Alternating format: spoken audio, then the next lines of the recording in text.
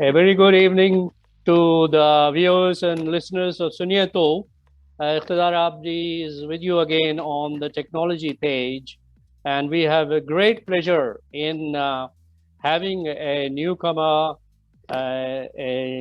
virtually a teenager, who's a university student, but a space engineering enthusiast and professional who has worked with space engineering for the last 3, 4 years at least, and she's doing her degree, higher degree at the University of Sydney. So we welcome Naida Rasheed. Welcome, Naida. Thank you for having me. You're welcome. And we will talk about space engineering.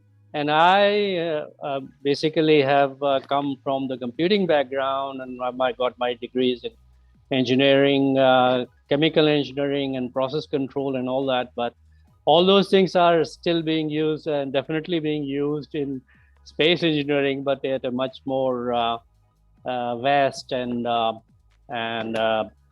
detailed level. But that's why we have you here. Thank you for joining and enlightening us about space engineering. So, Naida, without further ado, if I could straight away ask you, what is space engineering for a layperson like me? Yeah, sure. So, space engineering is anything to do with either developing or designing objects that are in space or objects that are used to track or gather information from space. So one sort of application of space engineering that we see very commonly and is very popular is rockets, rockets and space shuttles. That's always something you see quite a bit in the news. People really like watching rockets launch, that sort of thing. And they're an example of those applications of space engineering, but they're not the only ones. We've also got satellites and sort of developing and designing those things. And then we have rovers that are on other planetary surfaces or lunar surfaces. A couple of months ago, we saw the launch of the Mars rover, Perseverance, and the landing of that on Mars. So developing autonomous systems like that and sort of applying them in space is one application. And then we also have the tracking of space and gathering information from it. So this is where things like satellites come in and telescopes come in, where we use those technologies to gather information about the space environment around us. So designing and developing all of those things is pretty much what space engineering is about. Wonderful. Designing and developing, not actually going in space. You may have to, in my lifetime, perhaps we will see you as an astronaut. So it'll be wonderful. Yes. But basically, tell us about the degree you're pursuing right now. Yeah, so what I'm pursuing at the moment is called Bachelor of Engineering Honours with a Space Engineering major. And that's a degree at Sydney University. And essentially within that degree, there are 3 streams that you can choose. There's the aeronautical stream, the mechanical stream, and the mechatronics stream. So I've chosen the mechatronics stream, which is sort of a combination of mechanical, electrical, and software. So it gives you a bit of taste of each of those different disciplines. And then my major is in space engineering. So there are a couple of subjects that I do every year that are relevant to space. So we may see you developing robots or robots, as they are called in America, but proper as I've been taught in my old English, we call it robots. But anyway, whichever you prefer, it's all right. People know ROBOTS is the word we are after. So you will be actually developing and perhaps acting out the various functions in future, and perhaps you're working on those things now. So how do you see yourself in future? Yeah, so I guess it's interesting because the space industry is so new and so vast. So there are so many different applications that you could go in. One of the things that's really exciting about the space industry at the moment is the attention Australia is paying to trying to develop it and trying to become a part of it. And that's something that we didn't really see up until a couple of years ago, where Australia had the establishment of its first space agency, so the Australian Space Agency. So with developments like that, it's really exciting to be here. But I think what I also really like to do is to go overseas for a couple of years and get some experience from a really well-developed space sector. Because obviously we are very new, very young here in Australia, and it would be really nice to go overseas and get that level of experience, and then to eventually come back with that experience to Australia and hopefully help develop some of the industry here.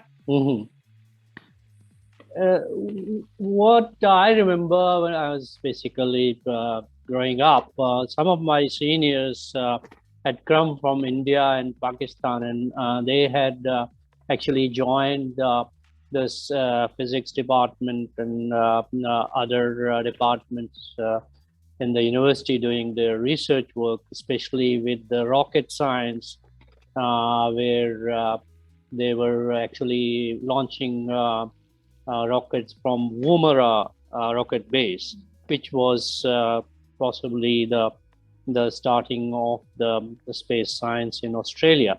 But unfortunately, those guys got their PhDs and they went back to India and so on, and there they became very involved in their projects and so on. But I remember a very senior person was 8 or 9 years my senior, so I was studying at his level.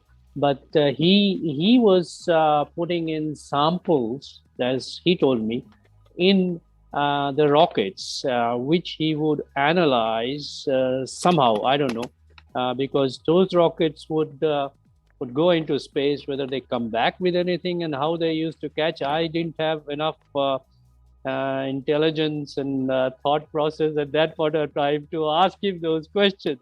They were probably just doing one-way service. But can you enlighten us about those times, if you have read about it or know about it? Yeah, so Woomera was pretty important for Australia because it was kind of our first sort of rocket base from which we could launch rockets in the first place.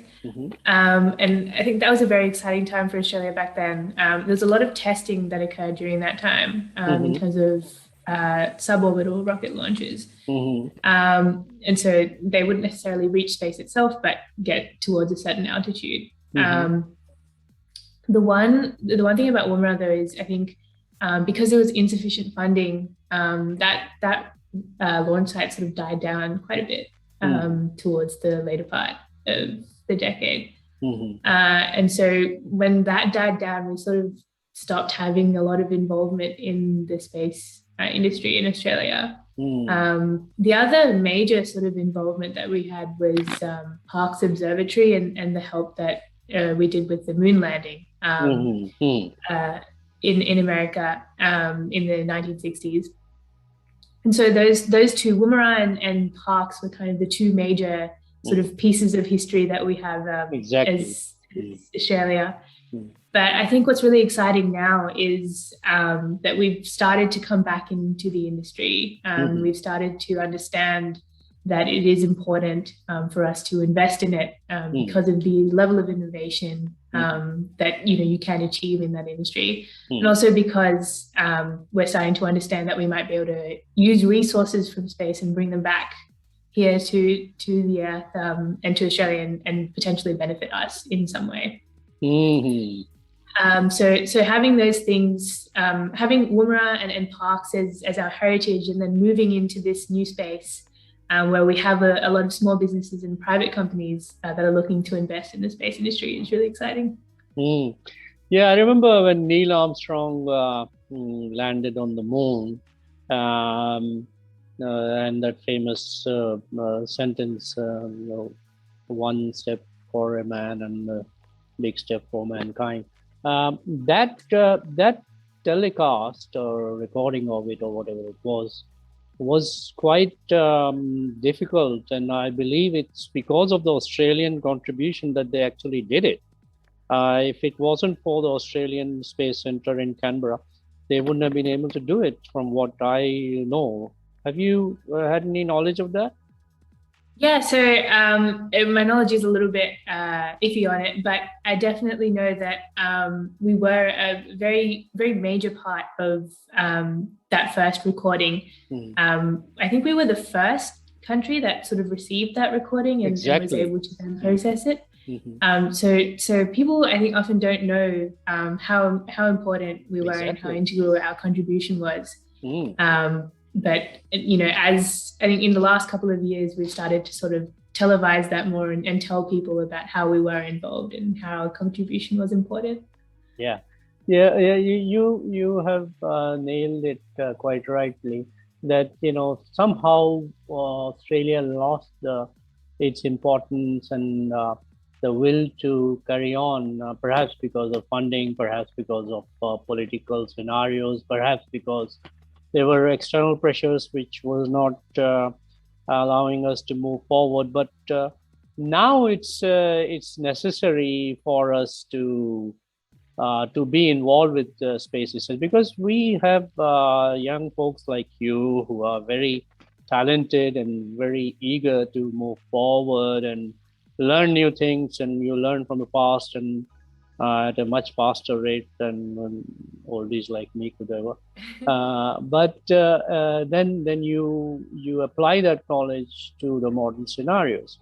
So tell us a bit more about what you see as your future profession, and in particular any interests in particular areas that you would like to pursue or would like to share with us.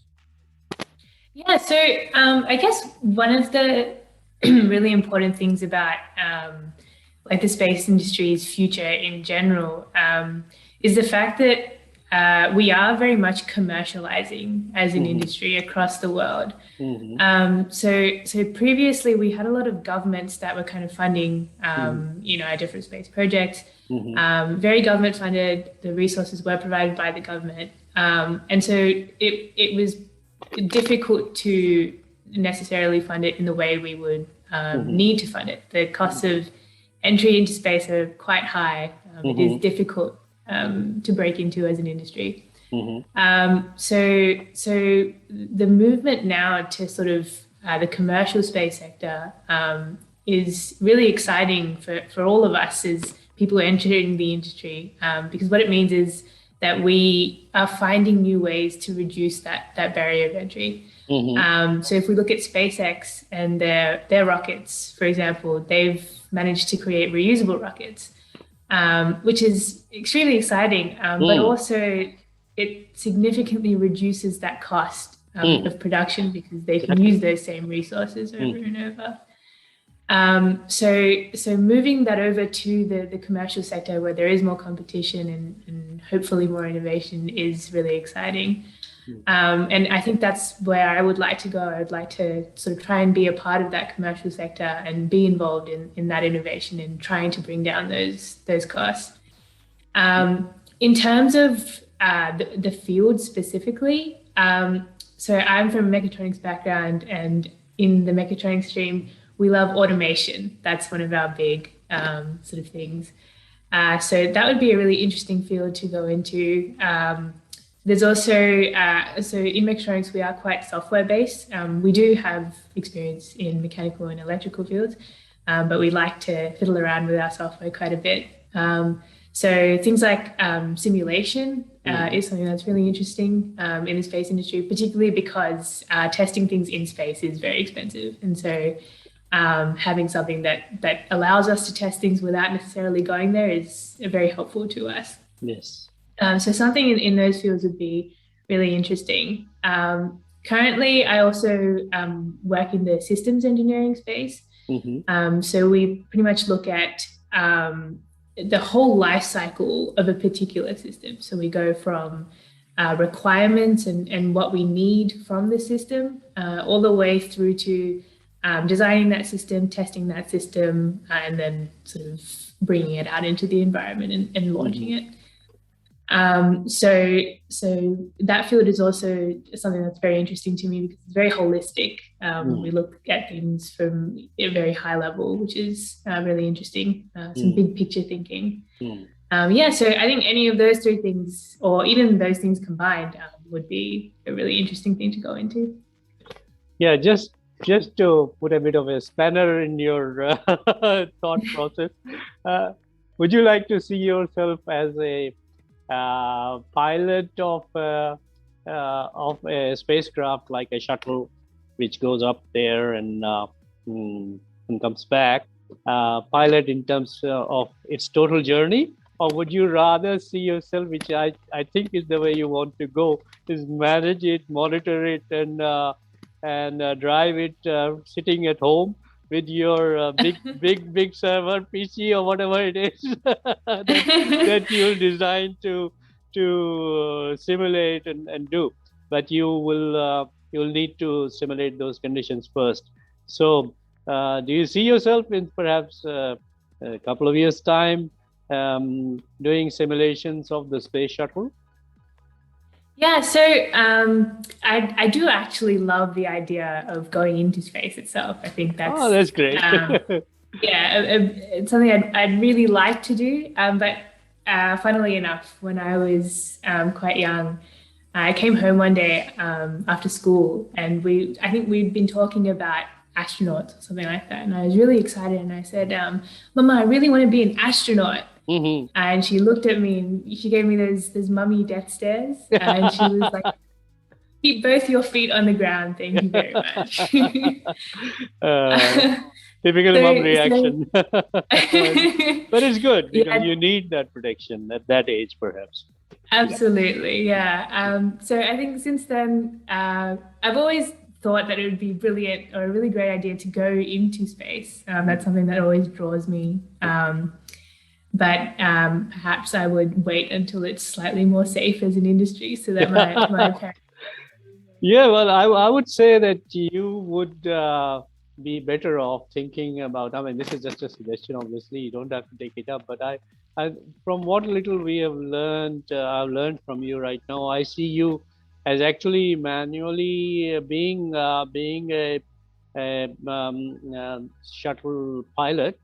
Yet you would build a backup automated system in advance, and you would you test it out, and you will install it in each shuttle that you get hold of, perhaps, so that if something goes wrong, your automated system can take over, or you want to go for a little bit of sleep or whatever it is. That sounds like a wonderful idea. Have you considered the space industry at all?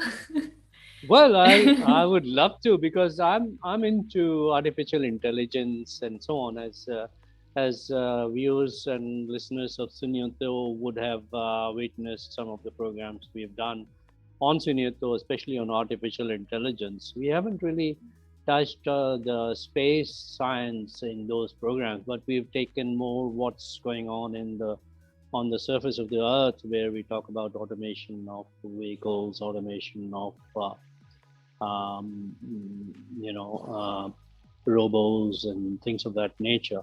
So I personally very much, and having had that process control background in chemical engineering, that also eggs me on to do things practically with software at the back end, and hardware, to just enough hardware to carry out those instructions. So robots is one of my favorites, and since you're into Mechatronics, I'm sure you will have lots of ideas as you move forward. So maybe there are other things you would like to tell Suniyetau, especially people in your age group, and even younger than you, and people who are interested enough of any age, that you think people should be looking at and have a new path. So Yeah, would you like to talk about it? Yeah, for sure. I think one of my, I guess, biggest messages to anyone that is sort of interested in this industry would be that now is a really good time to sort of look into joining it. Right now, there is a lot of focus on trying to expand our space industry in Australia and particularly, all over the world.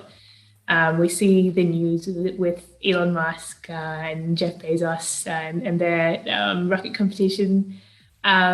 But there is quite a bit of focus on space across the world and in Australia as well. So if that is something that you are interested in the next 4 or 5 years, I think we are going to see a significant amount of growth. And I think it would be a really exciting time to join the industry if that's what you're interested in. So people that are sort of graduating high school or sort of in the later years where they're thinking of what they want to do, if it is space that you want to do, there is opportunity here and you can pursue that. So that would be the first thing. And the second thing I think is often when we think of space, we have sort of inhibitions about how it might be difficult or, it's not necessarily something we understand very well.